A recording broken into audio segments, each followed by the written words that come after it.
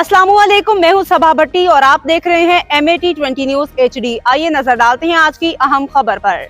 खबर शामिल करते हैं कोट मोमेंट से, जहां दरिया किनारे बसने वाले कच्चा गन्ना के रहायशियों की तकलीफ कम ना हो सकी। इलाका मकीनों ने एहतजाज करते हुए कहा कि हमारा पहले से ही आधे से ज़्यादा गांव दरिया बुर्द हो चुका है, यहाँ के मकीन नकल मकानी करने पर मजबूर हैं।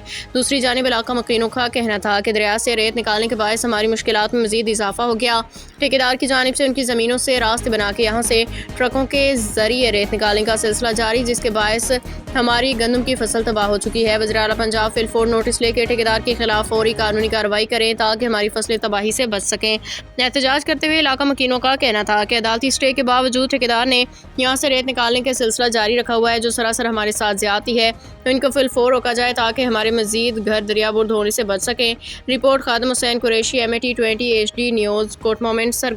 बिस्मिल्लाहिर्रहमानिर्रहीम। मैं जी मुनीर खान हाँ, कच्चा गुरना का रिहायशी हाँ, तहसील कोट मोहन डिस्ट्रिक्ट सरगोदा का। यह जी मलूक खान ठेकेदार है। इस इतने इलाके दहशत फैला रखी है, गैर कानूनी रेत चाह रहा है। खड्डे इतने गहरे खोद रहा है कि 30 फुट 40 फुट तक खड्डा दरिया आगे कटाव किया है। साडा सारा पिंड डह गया, मेरा सारा घर डह गया। एक मकान है, मैं गरीब आदमी हाँ।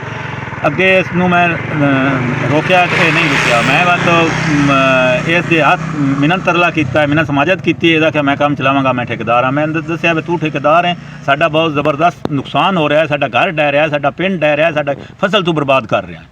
और कल जनाब मैं अदालत को गया, कोट मोहन जज साहब को, उन्होंने को मैं स्टे लै आंदा परसों। वो जनाब आके उसनूं स्टे भी दिता है, उस अदालत की गल भी नहीं मनी, काम अपना चलाया हुआ है। जनाब मेरी हुकूमत पंजाब अगे ये दरखास्त है, क्रेना वेख रहे हो, डंपर वेख रहे हो, मुल्क सारा वेख रहे हो। ये जनाब ज़बरदस्त ज्यादती कर रहा है और साढ़े नाल जुल्म कर रहा है, जालम आदमी है। साडी जनाब इस तो अकदस्ती की जाए और इस तो सन बचाया जाए। साडी हुकूमत पंजाब अगे रिक्वेस्ट है, साडी हुकूमत पाकिस्तान अगे रिक्वेस्ट है, साडी DPO साहब सरगोदा अगे रिक्वेस्ट है, साडे जनाब अपना थाना लक्सियां अगे साडी रिक्वेस्ट है, ASP कोट मोहम्मद साहब अगे साडी अपील है। असीं गरीब आदमी हाँ, साडा तहफ़्फ़ुज़ किया जाए, काम ना चलावे। अगर इस काम चलाया साडा बहुत ज़्यादा नुकसान है, साडा रकबा डह जाएगा, साडा पिंड डह जाएगा, साडी फसल तबाह हो जाएगी।